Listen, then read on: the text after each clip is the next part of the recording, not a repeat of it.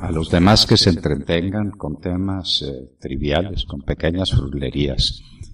Y vamos nosotros con los temas esenciales de la vida del país. Esta conversación con el exalcalde de Buga nos llenó el alma de satisfacciones y de esperanzas. La transformación de la sociedad colombiana a través de la educación. Es una idea bastante antigua. En algún momento le mencioné cómo los ejércitos espartanos nacían era de los niños y la educación que se le daba a los niños. Probablemente en exceso rigurosa, probablemente. Pero esa concepción espartana de la existencia permitió nada menos que el florecimiento de la cultura griega, una de las más fecundas de todos los tiempos, a través de la educación. Al mismo tiempo que era lo que pasaba en Atenas, que surgía la academia, y eran los académicos los que formaban la parte y los que permitían la conformación de esos grandes ciudadanos que se formaron en grupos aguerridos que interrumpieron la toma de Europa por los persas y por los medas, que acometieron esas grandes hazañas, las de las Termópilas, y las de Maratón, y las de Salamina, y la de Micala, y la de Platea, donde los ejércitos griegos derrotaron a los ejércitos invasores. Pero un pueblo educado, un pueblo que desde niño sabía quién era y para dónde iba. Y eso ha seguido siendo así a lo largo de los años.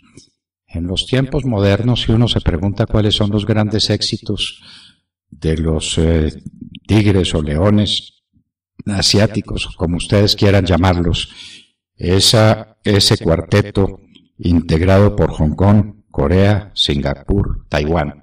En el fondo lo que hay es un proceso educativo esencial, pero de verdad verdadera, que ha convertido a esos países de unos países pobrísimos, abandonados, olvidados en la mitad de la nada, en grandes potencias del acontecer mundial de nuestro tiempo.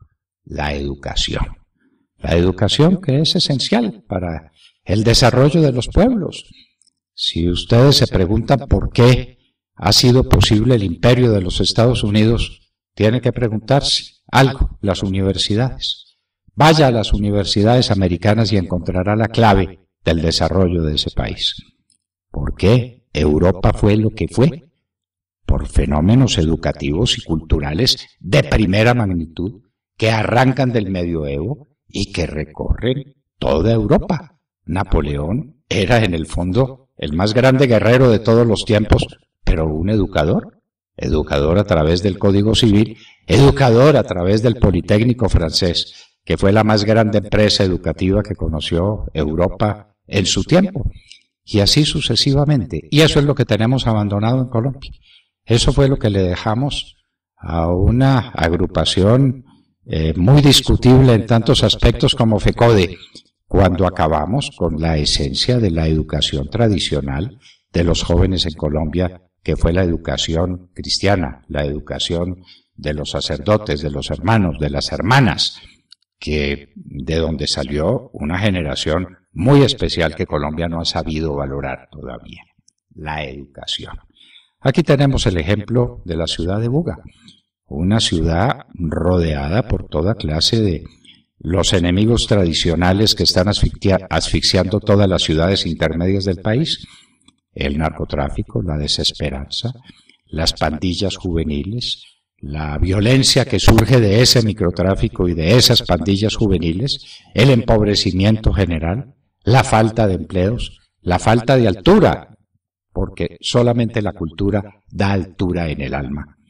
Pues hemos tenido la fortuna de encontrar un exalcalde de Buga que dedicó su vida, esto no es teoría, ni es un discurso, ni es la demagogia barata de un oportunismo sin sentido. No, es la experiencia viva de una persona que se ha dedicado como ordenador del gasto y como alcalde de Buga en 2 oportunidades a transformar la ciudad a través de la educación.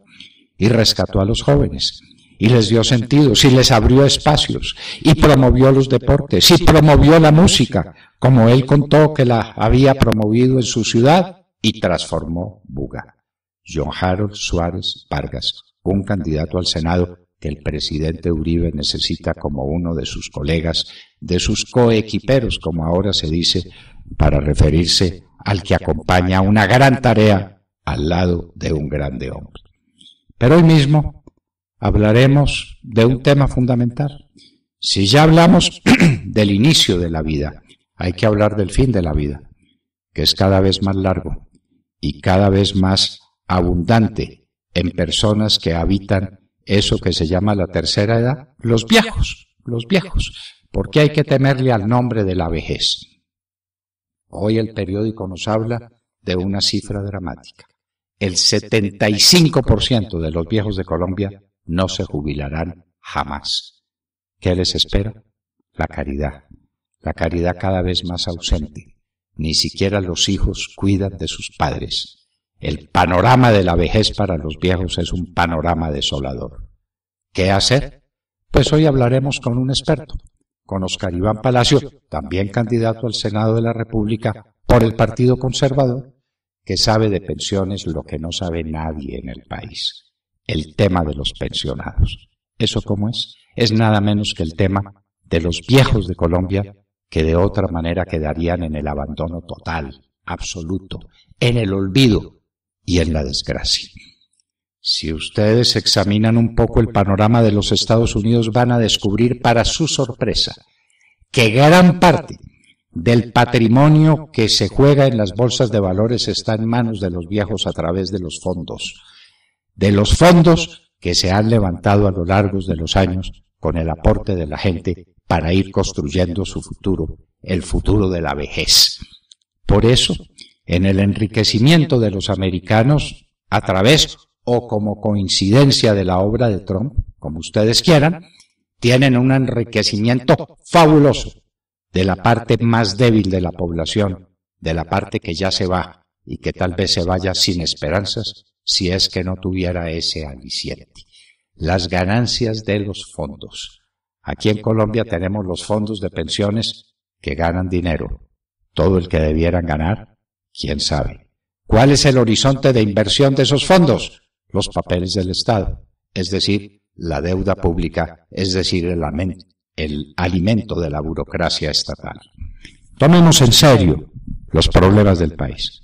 Tomemos en serio el problema de la educación, sin el cual no hay ninguna alternativa de desarrollo y de conformación de una sociedad digna, donde no pasen las cosas que están pasando en Colombia, donde a la gente no la traten peor que a un objeto, donde el ataque a Rosales, a una señora distinguidísima, que puede quedar cuadripléjica, Dios quiera que no, por el ataque de unos bandidos seguramente drogados, para robarle cualquier cosa, la camioneta o el celular o cualquier cosa. Eso no puede seguir pasando en Colombia. Y ese no es el resultado de las motos y de los parrilleros. Si acaso, ese es un instrumento menor de un hecho fundamental, que los jóvenes no tienen orientación, que los jóvenes no tienen alternativa, que a los jóvenes no se los educan las ollas del microtráfico. Y ahí tenemos los resultados. Y el panorama de la vejez no puede ser en Colombia más desolador. Un pueblo empobrecido se comporta con mucha crueldad, especialmente con las partes más débiles de la estructura social, los niños y los viejos.